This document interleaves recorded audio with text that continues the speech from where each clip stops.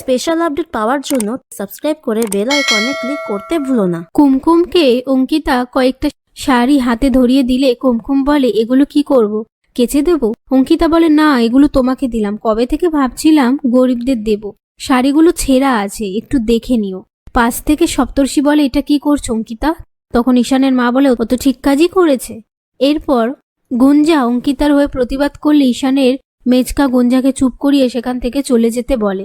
তারপর কুমকুম অঙ্কিতাকে বলে, আপনি যে আমায় গরিব বললেন এতে আমার কোনো দুঃখ নেই, তবে আম্মা আমায় বলেছে এ বাড়ির মান সম্মান এখন আমার সাথে জড়িয়ে আছে, তাই আমি এই ছেঁড়া শাড়িগুলো নিতে পারবো না।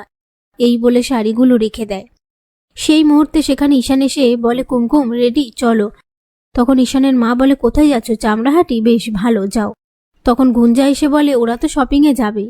ঈশানের মা বাধা দিলেই ঈশানের আম্মা এসে বলে, স্বামী স্ত্রীকে শাড়ি কাপড় কিনে দেবে তো ভালো কথা, আমার ছেলেও তো তোমাকে শাড়ি গয়না কিনে দিত, আমি কি বাধা দিয়েছি? ওরা যাক। এ কথা শুনে কুমকুম ঈশান সেখান থেকে চলে যাওয়ার পর ঈশানের মা উর্মি ও শাওলিকে বলে, তোরাও ওদের সাথে গিয়ে নজর রাখবি। এরপর অঙ্কিতা ঈশানের মাকে বলে, শার্লিকে ফোন করে বলো যে শপিং মলে চলে যেতে। সেই কথা মতো ঈশানের মা ফোন করে। তারপর সবাই মিলে শপিং মলে আসে। আর গুঞ্জা কুমকুমকে বলে, এটা হলো বড়লোকদের জায়গা, কত গরিবের পেট মেরে শপিং মলগুলো তৈরি হয়েছে জানো? একথা শুনে কুমকুম ঈশানকে বলে, এখানে জিনিসেরও অনেক দাম মনে হয়, এত দামি শাড়ি গায়ে দেওয়ার ক্ষমতা আমার নেই, চলুন আমরা অন্য কোথাও গিয়ে যেখানে কমে পাবো সেখান দিয়ে শাড়ি কিনবো।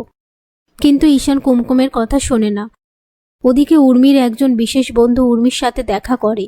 তখন উর্মি সবার সাথে তার পরিচয় করিয়ে দেয়।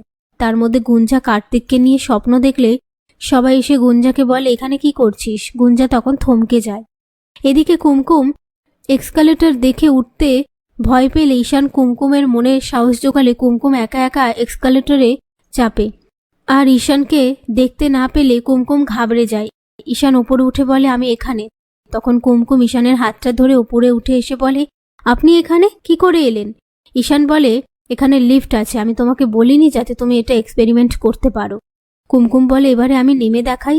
এই বলে কুমকুম আবার এক্সকালেটর করে নামতে থাকে। এই বলে বারবার ওঠানামা করতে থাকলে ঈশান কুমকুমকে বলে, হ্যাপি, চলো এবার। এরপর কুমকুম ঈশানের দিকে এক দৃষ্টিতে তাকিয়ে হাসতে থাকে।